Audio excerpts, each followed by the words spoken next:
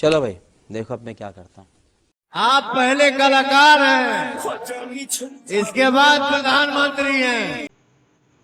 अरे बाप रे। अभी मैं गाली नहीं दे सकता। नहीं, गाली नहीं देना। अब फैमिली देखती है, वरना मैं ऐसे गाली दूं, ऐसे गाली दूं ना, जिंदगी भर याद रखें ये बड़े हुए। और उस इवेंट में भी पवन सिंह दारू के नशे में होते हैं। उसके बाद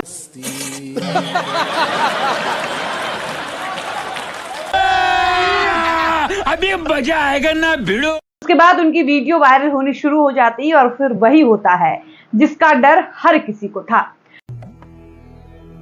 जिस राह पे तुम चल रहे हो बेटा, एक दिन पूरी तरह फंसोगे।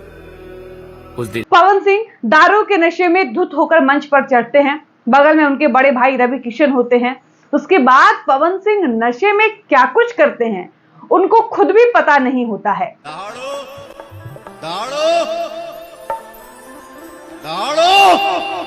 शाबाश बेटा, बहुत बढ़िया मुन्ना।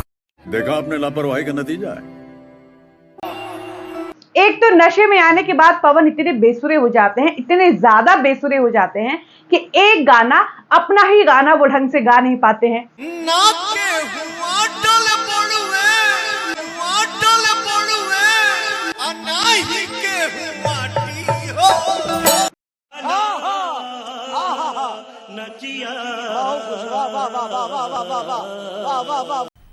मजा आया, और मैं ये जो मजा है हिंदुस्तान के हर व्यक्ति को देना चाहता हूँ। इतना गंदा सुर लगाते हैं कि देखकर लगता है कि भाई साहब ये आदमी अपनी जिंदगी, अपना करियर खुद ही खराब कर रहा है।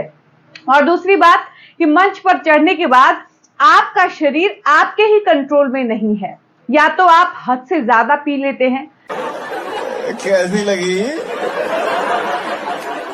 आगे स्वाद,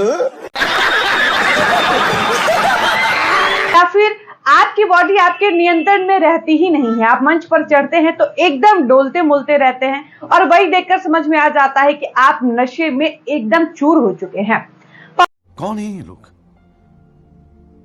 कहां से आते हैं? कैसे कैसे लोग रहते हैं यार यहाँ पर, कि मतलब सुनकर लगता है कि भाई साहब ये वही पवन सिंह है। आपके शक्ल के बदौलत, आपके एक्टिंग और डांस की बदौलत नहीं, आपकी गायकी की बदौलत आपको बॉलीवुड वाले पूछते हैं और बॉलीवुड में आपकी पहुंच है। अरे बाप रे, ये तो धोती खोल रहा है। ये सब क्या देखना पड़ रहा है? अच्छा है मैं अंधा हूँ। भाई साहब ये आदमी अपना करियर खुद ही चौपट कर लेगा। वो तो कहिए कि माँ सरस्वती का, ईश्वर का कृपा आपके ऊपर इतना ज्यादा है, आपके गुरुजनों का, आपके माता पिता का आशीर्वाद आपके ऊपर इतना है कि आप अच्छा गाते हैं, आपका करियर और ज्यादा ब्राइट होता जा रहा है। लेकिन यही स्थिति अगर रहेगी तो आपकी स्थिति भी राधे श्याम रशिया की तरह ही हो जाएगी। खत्म, बाय बाय, टाटा, गुड बाय, गया। क्या बात है सर, क्या बात है सर, क्या।